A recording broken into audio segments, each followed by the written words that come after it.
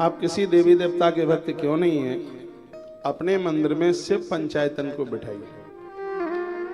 शिव पंचायतन में 5 हैं, बीच में शिवलिंग है, उनके ठीक पीछे एक कार्तिकेय जी हैं, दाहिने हाथ पर गणेश जी हैं और बाएं हाथ पर मां है, और ठीक सामने नंदी है जहां जल गिरता है। इसको शिव पंचायतन कहते हैं। गणेश जी अलग पूजते हैं, उनकी महिमा अलग है, और गणेश जी शिव के साथ पूजते हैं तो उनकी महिमा अलग है। भले ही आदमी एक है, बुआ के यहाँ होता है तो उसका कल्चर दूसरा, स्वभाव दूसरा होता है, लेकिन जब उस ससुराल में होता है तो उसका स्वभाव दूसरा होता है। जब और कहीं तीसरी जगह होता है तो उसका स्वभाव बिल्कुल दूसरा होता है। भगवान गणपति अकेले पूजते हैं तब उनका प्रभाव कुछ अलग है।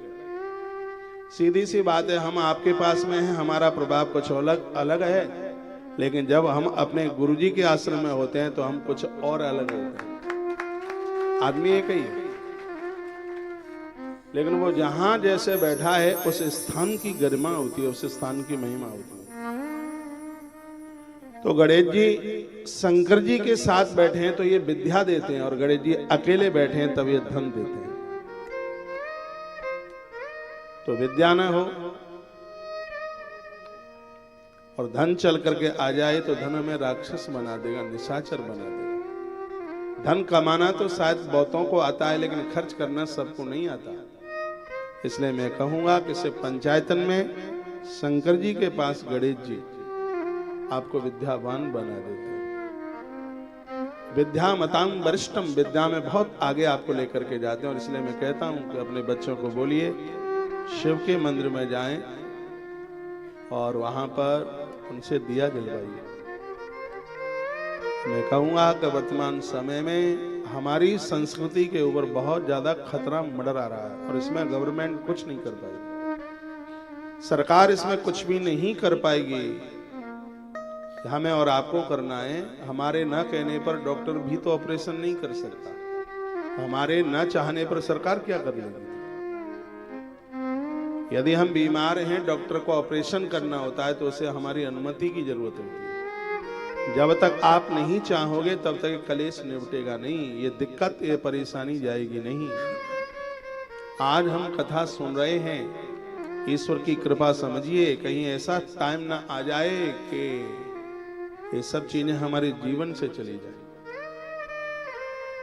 भारत भारत बना रहे, अंग्रेजों ने तो इसका नाम इंडिया दे दिया। अंग्रेजों की दृष्टि में तो भारत बहुत हीन था, बहुत गिरा हुआ था, बहुत पुअर था, उनकी दृष्टि में बहुत कमजोर था, उनकी दृष्टि में भारत विकलांग था।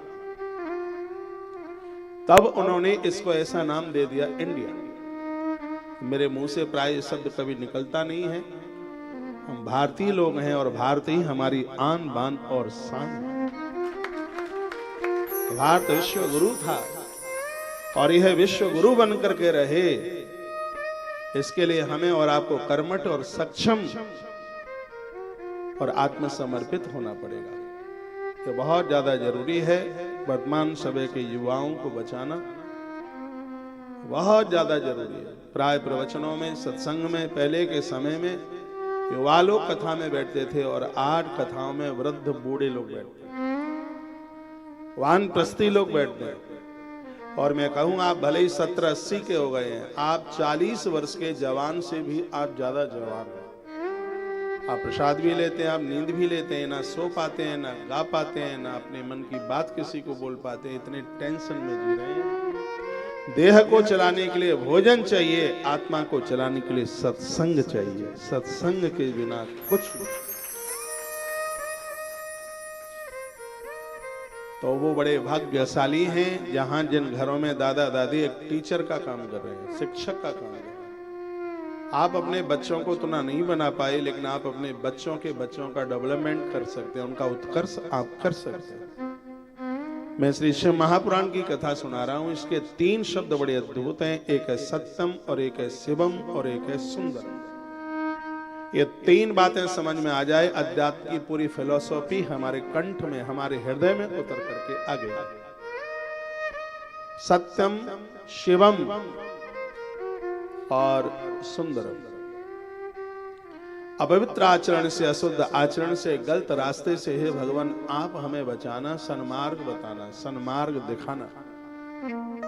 ये इस ग्रंथ का पहला संदेश है। हम दूसरों के कल्याण के साथ जीवन जिए, हमसे कभी किसी का बुरा न हो, हमसे कभी किसी का अहित न हो। ये सेकंड वर्ड है, सेकंड शब्द है शिवा, कल्याण। और तीसरा है सुंदरम, हे भगवान हमें भक्ति देना। भक्ति का मतलब हम आपके बन करके रहे। भक्ति का मतलब है कि हमारे द्वारा प्रकृति को कोई कष्ट ना हो। इस ग्रंथ के 3 शब्द हैं जो एक मानव निर्माण में एक बहुत बड़ा मटेरियल है, ये समझ लीजिएगा, एक बहुत बड़ी सामग्री है। आप यहां से कथा सुन करके जाते हैं, बच्चों को टाइम नहीं है, थोड़ा उनके पास बैठिए और कहिए आज महाराज ने ये बताया, आज ये बताया, आज ये बताया। आज के युवा बच्चे वो वीडियो देखते हैं जिसमें रातों रात माला माल हो गए,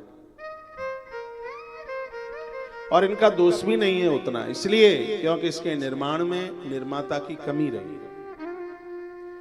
जैसे युग में ये युवा जी रहे हैं, हम भी तो उसी युग में ही जी रहे हैं। हमारी कोई ज्यादा उम्र नहीं है, आपके बड़े बेटे की जितनी उम्र है उतनी मेरी उम्र है। आज का है जीवन, वो देश में हम जी रहे हैं जहां पाश्चात्य की आंधी उठ रही है। उसका असर हमारे ऊपर क्यों नहीं है? क्योंकि हमारे माई बाप ने हमें वो संस्कार दिए, कान पकड़ करके कनपटी की सिकाई करी है हमारी।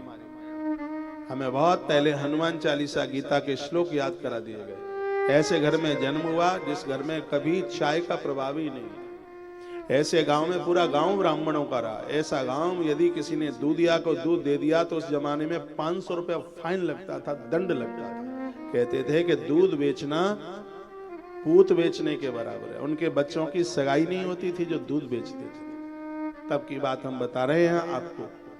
ये संस्कार, देहाती संस्कार भले उनको समझना, लेकिन आज वो हमारे काम आ रहे हैं।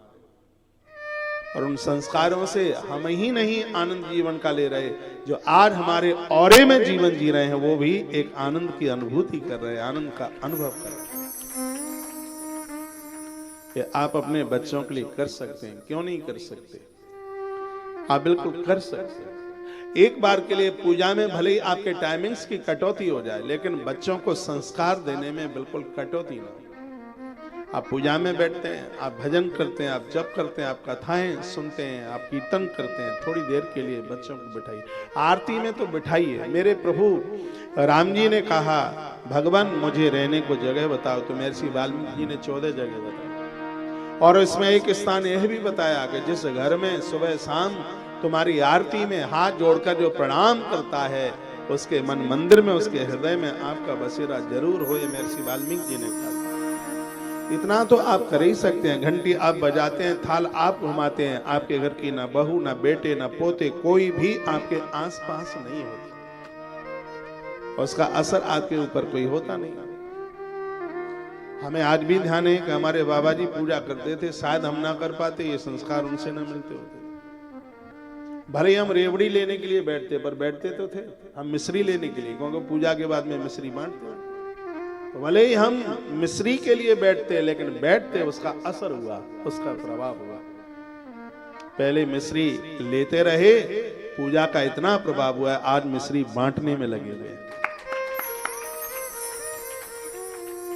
क्या आप कर सकते हैं? क्यों नहीं कर सकते? भगवान की कृपा बड़ी अद्भुत है। और मैं मानस के एक चौपाई बोल करके आगे के लिए मैं बढ़ रहा हूं। मनुष्य शरीर सिर्फ संतान पैदा करने के लिए नहीं है। तुम्हारे पास तो 2-4 बच्चे हैं, कीड़े मकोड़े, एक सुकरिया एक बार में 12 बच्चों को जन्म देती है। 1996 की बात है, और मैं अपनी एक अनुभव में आपको बोल रहा हूं। राजस्थान में एक जगह पड़ती है सादुलपुर। मैंने राजस्थान में बहुत कथाएं करी हैं। मैं कथा के लिए जा रहा था, करनाल बाईपास पर गाड़ी मेरी थोड़ी सी आगे निकली। एक सुवरिया की छाती पर बहुत बच्चे लिपटे हुए थे। मैंने अपने ड्राइवर को कहा, थोड़ा सा रुकिए। मेरे मन में बात आया कि एक जीव इतने बच्चों को कैसे पैदा कर सकता है। सच मानिए, मैंने गिनती की, 1 दर्जन बच्चे थे, पूरे 12 थे। नहीं मानोगे तो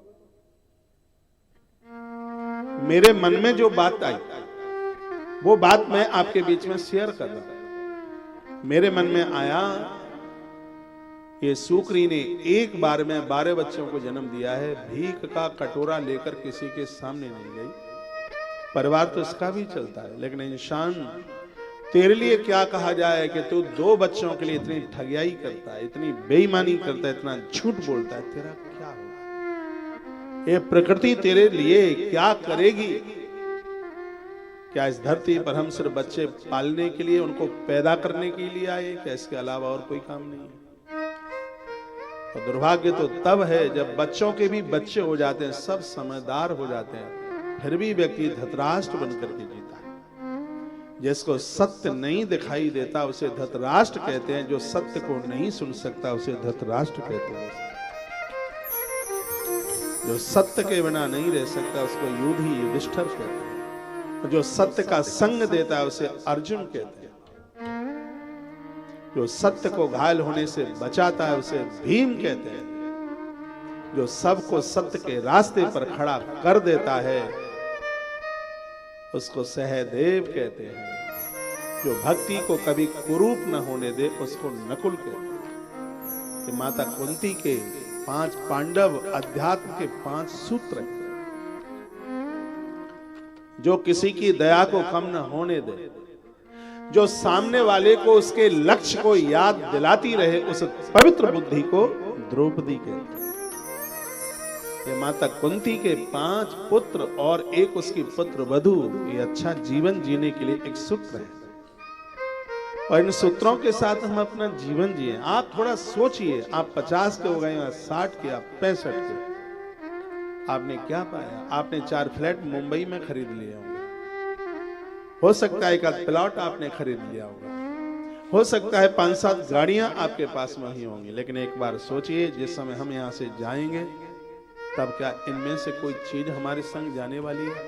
गाड़ी जाएगी कि प्लॉट जाएगा या परिवार जाएगा? लेकिन मैं आपके बीच में कह देता हूं, हमारे साथ में किए गए अच्छे कर्म और बुरे कर्म यही हमारे संग जाएंगे। इसलिए हमारे अपने कर्मों को कभी निस्तेज मत होने देना। मैं आपको लापरवाह नहीं बना रहा हूं, मैं आपको अकर्मण्य नहीं बना रहा हूं। मैं ये नहीं कह रहा हूं कि आप परिवार के लिए कुछ ना करें। अर्थ कमाना बुरा नहीं है, 4 पुरुषार्थों में से अर्थ का नाम आता है, लेकिन अर्थ अनर्थ पैदा कर दे ऐसा धन कभी भी मत कमाना। अर्थ तो रावण के पास भी था और अर्थ महाराज जनक के पास भी था, लेकिन जिसका अर्थ लोगों के काम आया, उसके यहाँ शांति रूपी सीता प्रकट हुई, उसके यहाँ भक्ति माता चल करके आई। लेकिन जिसने अर्थ का दुरुपयोग किया उसके यहाँ राक्षस पैदा हुए, वो दुर्गुणी हो गया। भले ही वो महादेव का पुजारी है, क्या फर्क पड़ता है उससे? कोई किसी न किसी का तो पुजारी होता ही है। सिर्फ भगवान को मत्था टेकने से, एक श्लोक सुनाने से, स्तुति सुनाने से, स्तुति जिह्वा पर नहीं, स्तुति नाभि से निकलनी चाहिए। रावण की जीभ से स्तुति निकलती थी। यदि रावण की नाभि से स्तुति निकलती तो उसकी महिमा प्रभु राम की तरह हो जाती। तो जीभ से तो बहुतों के से निकलता है, लेकिन वो नाभि से निकले बात तो तब बनती। हम और आप शिव महापुराण की कथा के लिए बैठे हैं। ये शिव पुराण की कथा हमारा कल्याण करती है। शिव महापुराण की कथा हमें इंसान बनाती है। हम अच्छे, एक दिया 1 लाख दिए जला सकता है, तो एक व्यक्ति सबको भगवान का भक्त क्यों नहीं बना सकता? लोग कहते हैं हमारी चलती नहीं है, लोग हमारी बात मानते नहीं है। क्यों नहीं मानते? आप मनवाना नहीं चाहते हैं, आप थक जाते हैं। मैं आप में से किसी व्यक्ति को 100 बार कहूं सुन लो, 2-4 बार नहीं सुनेंगे आप, 10, 20, 25 बार नहीं सुनेंगे आप, लेकिन आखिर में आपके पास रहम आएगा, आपके ऊपर दया आएगी। आप कहेंगे ये बार बार बोलता है, तो एक बार इसकी सुन लो ना, और आप कह ही देंगे बोल महाराज क्या बोल रहा है, आप कह ही देंगे। बच्चे आज नहीं सुनेंगे, कल नहीं सुनेंगे, परसों नहीं सुनेंगे, मैं दावे के साथ कह सकता हूं 15 दिन के बाद वो आपकी जरूर सुनेंगे। आप अपना सुनाना बंद मत कीजिएगा, आप उन्हें बोलिए, आपके द्वारा वो बहुत कुछ बन सकते हैं। और शिव पुराण की कथा कहती है आप अपने बेटा को कार्तिकेय बना दो। शिव महापुराण की कथा कहती है कि आप अपने बेटे को गणेश बना दो। गणेश जी गए थे यात्रा के लिए, धर्मध्वज की बेटी उनके साथ प्रेम विवाह करना चाहती थी, जबरदस्ती से विवाह करना चाहती थी, जिसका नाम वृंदा था। गणेश जी की आवाज मुझे बहुत अच्छी लगी। गणेश जी ने कहा कि अधिकार मेरे माई बाप के हाथ में, खबरदार यदि द्वारा मुझसे ऐसा तुमने बोला।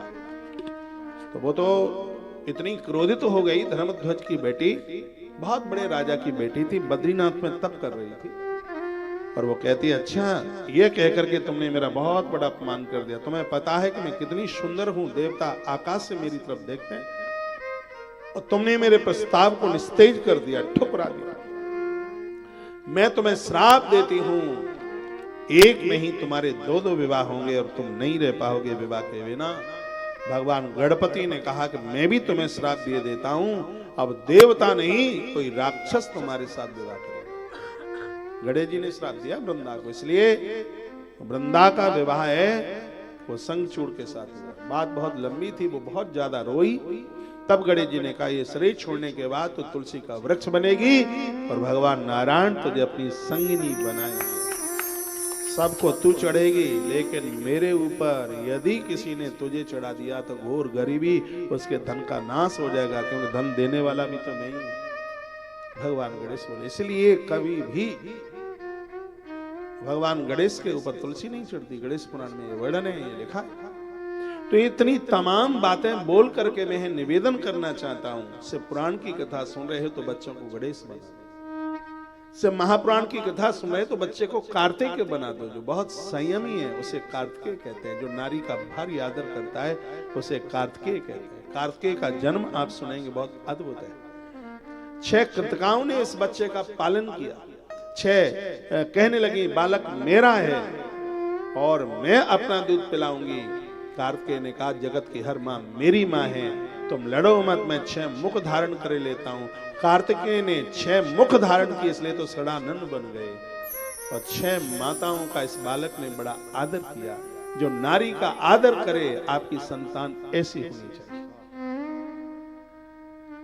जो मात शक्ति का आदर करे औलाद ऐसी होनी चाहिए। कथाएं कहानियां नहीं है, ये स्टोरी नहीं है, ये कथा जीवन है, कथा जिंदगी है। आज के बच्चों को बताइए, आज के युवाओं को बताइए, ये जरूरी है। कथा सुनकर के तो कोई मीरा बन गई, कथा सुन के कोई विवेकानंद बन गया, कथा सुन के ही कोई छत्रपति शिवाजी बना, कथा सुन के ही कोई माता अहिल्याबाई बनी, और कथा सुनकर के ही एक बच्चे ने खम्म से भगवान को प्रकट किया, उसका नाम प्रहलाद है। ये प्रभाव कथा का ही तो था। कथा सुन करके एक हिमालय की कन्या पार्वती बनी। कथा सुन करके माता सुनैना की बेटी जानकी बनी। ये कथा का ही तो प्रभाव। हम लोग आज जो भी कुछ हैं, कथा की घूटी हमने पी है। आप शिव महापुराण की कथा सुनाए। शिव मीन्स कल्याण। जो शब्द, जो चरित्र, जो गाथाएं जनमानस का कल्याण कर देती हैं, वो भगवान महादेव की कथा है। ऐसी कथा आप सुने जिसमें चंचुला का उद्धार हुआ, जिसमें बिंदुक, जिसमें देवराज का उद्धार हुआ, कल्याण हुआ। तो मैं निवेदन कर रहा था शिव पंचायतन की, भगवान शिव के साथ में गणेश कार्तिकेय। गणेश जी हमें विद्या देते हैं, बुद्धि देते हैं। कार्तिकेय जी हमारे ब्रह्म संयम को ताकत देते हैं। कार्तिकेय की पूजा करने वाला व्यक्ति कभी चरित्रहीन नहीं हो सकता, ये बिल्कुल पक्का है। ये ग्रंथ दावा करता है, उसका चरित्र बोलता है। और याद रखना, ये धरती पर चित्र की पूजा नहीं है, ये धरती पर चरित्र की पूजा है। ये धरती पर चरण की पूजा नहीं है। हमारे और आपके तो 2-2 ही है पांव, पशुओं को तो 4-4 होता है। पूजा चरण की नहीं है, पूजा आचरण की है। आप अपनी पूजा में वीर कार्तिकेय को पूजोगे, चरित्र मान लोगे। सन्यासियों के तो आचार्य हैं। सन्यासियों में एक अखाड़ा, निरंजनी अखाड़ा, और उसके आचार्य हैं भगवान कार्तिकेय। आपके मंदिर में वीर कार्तिकेय होने चाहिए। सिर्फ पंचायतन में कार्तिकेय ना हो, नासिक जाना, लेके आना, त्र्यंबकेश्वर जाना, वहां से लेके आना। बड़े अद्भुत है। नासिक के लोग, यदि मुझे आप सुन पा रहे हो, अहम जनवरी मासस्य 12 दिनांके नासिक नगरे आगमिष्यामि।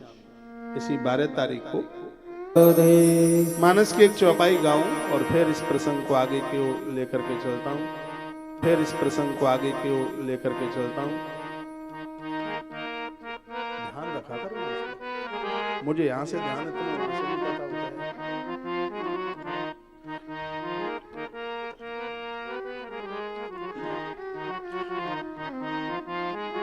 ये चौपाई तो रोज गुनगुनाया करो।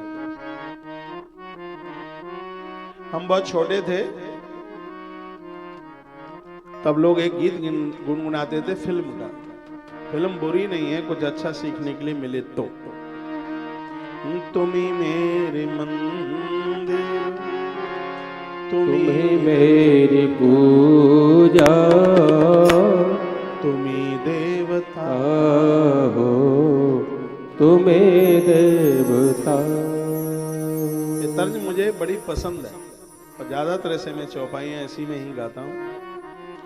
देह धरे कर यह फल भाई, देह धरे कर यह फल भाई, भजे राम सब काम बिहाई। देह धरे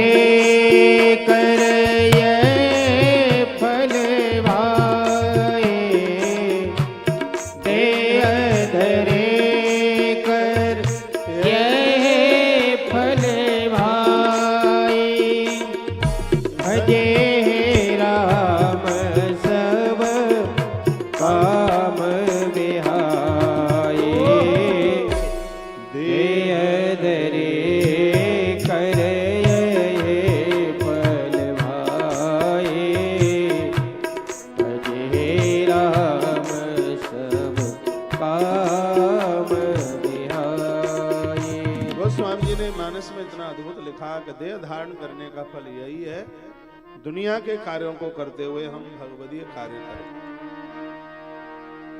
सतम व्याय भोक्तव्यम, एक दिन में बोल रहा था, सहस्रम स्नान मां चरेत, भूखे घर से ना निकलिएगा। जिस घर से लोग भूखे घर से निकल के जाते हैं उस घर की बरकत रुकती है। चाहे बच्चे स्कूल जा रहे हो, चाहे पति ऑफिस जा रहा हो, चाहे कोई अतिथि घर से विदा ले रहा हो, उन्हें भूखा नहीं जाने दीजिए। जैसे खाली बर्तन शुभ नहीं होते तो घर से कोई भूखा जावे तो वह भी शुभ नहीं होता। कितने उदार बनिए। आपके परिवार में जितने खर्चे हैं सबसे कम खर्चा खाने का। कभी भी कैलकुलेट करके देख लेना, जोड़ के देख लेना, फिर हमें बता देना। आप 100 से 200 ग्राम आटा खाते हो, 6 रुपया 40 पैसे का आता है, इतने का ही आएगा। 200 ग्राम आटा खाएंगे और स्वस्थ हैं तब खा पाओगे। 6 रुपया 40 पैसे का है आपका आटा, 5 रुपए की आपकी सब्जी, 2-3 रुपए का आपका मीठा। एक आदमी पर लगभग 3-4 रुपए का सिलेंडर का खर्चा है, 1.25 रुपए का मसाला है। सबसे कम खर्चा पेट का। हाँ, पेट बिगड़ गया तो खर्चा ज्यादा हो जाएगा, ये पक्का है। यदि पेट बिगड़ गया तो फिर खर्चा ही खर्चा है। गाड़ी को चलाने का खर्चा कम है, यदि गाड़ी बिगड़ गई तो खर्चा भारी है, बहुत ज्यादा। उसको साफ फिर उसका इंजन कराना पड़े तो इंजन मीन्स ऑपरेशन, और ऑपरेशन में तो फिर हजारों में काम नहीं चलता, लाखों में काम चलता। गाड़ी बिगड़ गई तो दिक्कत, और स्वास्थ्य भी बिगड़ गया तो बहुत दिक्कत है। पेट का खर्चा सबसे कम है घर में, सबसे ज्यादा खर्चा मोड़े के लीपा पोती पर ज्यादा खर्चा होता है। फिर भी मुंह लंगूरी जैसे दिखाई देते रहते हैं। मैं बहुत आग्रह पूर्वक, बहुत निवेदन के साथ में कहना चाहूंगा, थोड़ा सा आप सिस्टम बना लेंगे तो बहुत कुछ अच्छा हो जाएगा, बहुत बढ़िया हो जाएगा। मनुष्य शरीर हमने धारण किया है, ये मानव शरीर एक विशेष कार्य के लिए। मैं वीर कार्तिकेय जी की बात आपको कर रहा हूं और मैं कह रहा हूं 100 काम करने से पहले भोजन।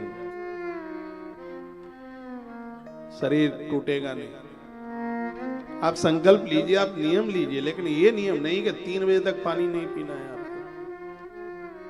हाँ, 3 बजे तक पीना नहीं है। पानी पीने में कोई दिक्कत नहीं है, कोई बात नहीं है। पानी तो फायदा करता है। पानी जन्म भी देता है और पानी ना मिले तो मार भी देता है।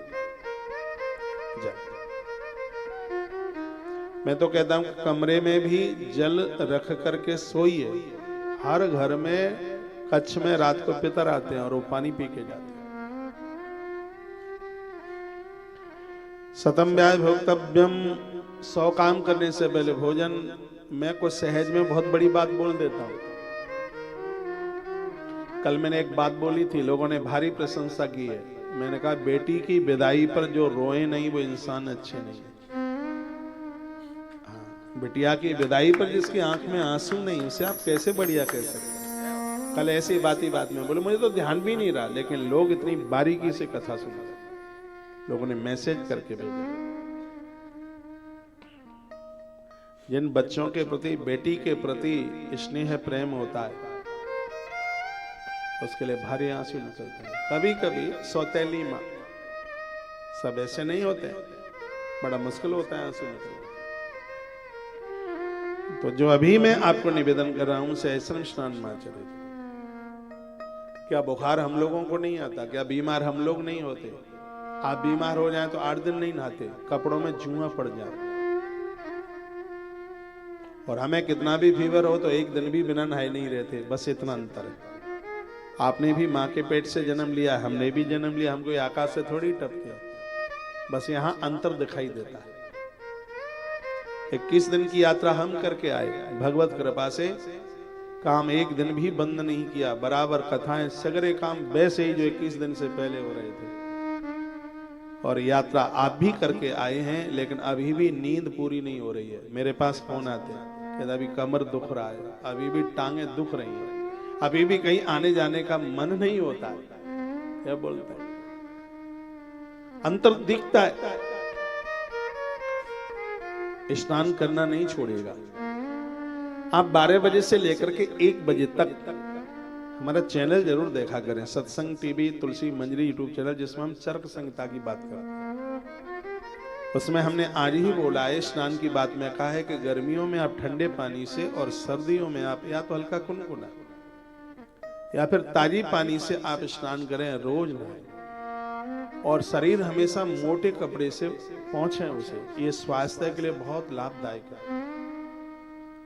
रात्रि को सिर में सरसों के तेल को गर्म करके थोड़ा मालिश करें, नींद बुलानी नहीं पड़ेगी, अपने आप आ जाएगी बिना बुलाए आ जाएगी।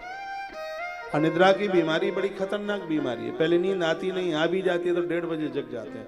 नींद पूरा होना बहुत जरूरी है, 6 से 8 घंटा नींद चाहिए। हाँ, कुंभकर्ण जैसी तो नहीं चाहिए, लेकिन फिर भी नींद तो चाहिए। नींद स्वास्थ्य को उत्कर्ष करती है, अच्छा बनाती है।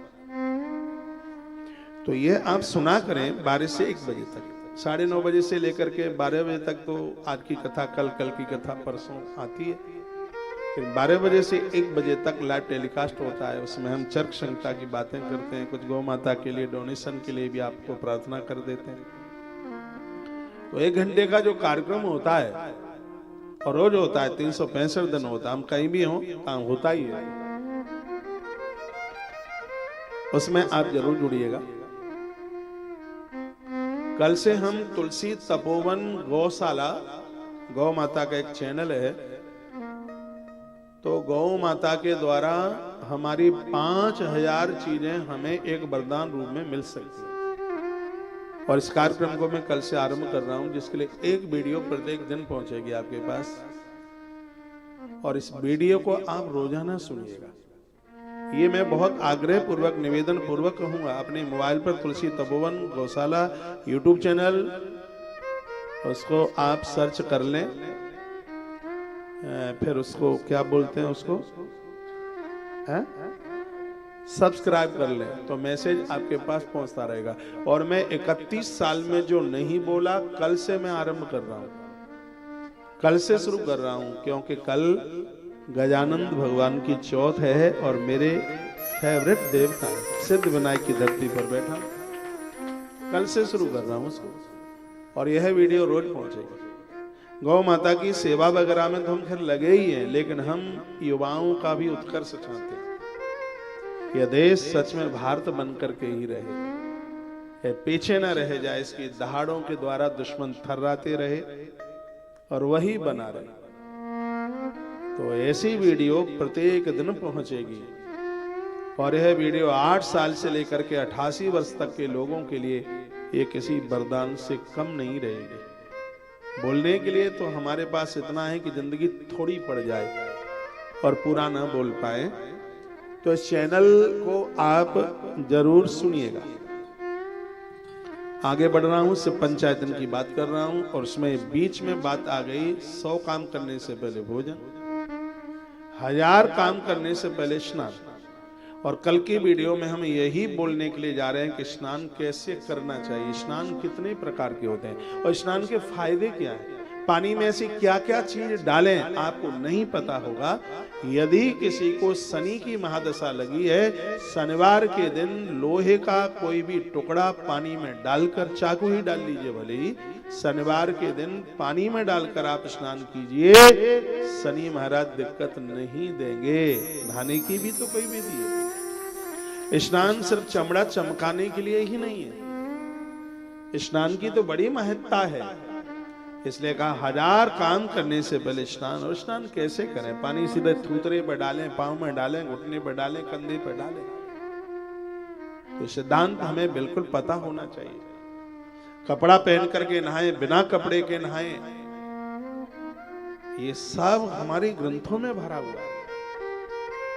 तो हम तुलसी तपोवन गौशाला YouTube चैनल से यही रोजाना एक वीडियो, और वो भी शास्त्रों में से खोज करके, बिना प्रमाण के कोई बात नहीं होगी, और उसको आप जरूर सुनिएगा। अगली बात मैं कह रहा हूं, लक्ष्यम विहाय दातव्यम, आप दाता बनो, दाता बनो, तभी तो आप ईश्वर हैं, तभी तो आप भगवान हैं। भगवान कोई विशेष बात है नहीं, जिसके पास इतनी यश है, जिसके पास वीर है, जिसके पास श्री है, जिसके पास विभूति है, जिसके पास ज्ञान है, जिसके पास, उसे भगवान कहते हैं। 6 चीजें हैं जिसको षड ऐश्वर्य कहते हैं, और यह कार्य व्यक्ति कर सकता है। भगवान आए थे तब वो धरती पर व्यक्तित्व के ही रूप में थे। आदमी के अंदर कुछ कलाएं होती हैं जिससे वो विशेष बन जाता है। किसमें कितनी कला होती है? वृक्षों में एक कला रहती, वृक्षों में एक कला रहती, 2 रहती कीट आदिकों में।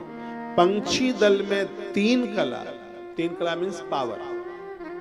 पंछी दल में 3 कला है, 4 कला चौपाओं में, फिर 5 से लेकर 8 तलक मानव दल में दिखलाती है। जो 8 से ऊपर होती है अवतार वही कहलाती है। 8 के ऊपर हो जाए तो मनुष्य भी भगवान की तरह हो जाता है, और ये जागृत है, कर सकता है।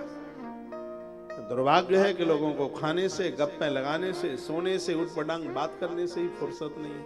हम लोगों के पास टाइम नहीं होता है। हम कहते हैं हमारे लिए 24 ही घंटा कम पड़ रहा है, और वो लोग बोर हो रहे हैं कि इतना समय, और ऐसे ही टांगे फटकारते फटकारते बेचारा बिस्तर भी परेशान है कि 100 किलो वजन दिन रात पड़ा रहता हमारे ऊपर। तो विशेष कीजिए, ऐसा कीजिए, सुनने वाले अचंभित हो जाएं कि यह भी आदमी है कि इतना अद्भुत कर गया।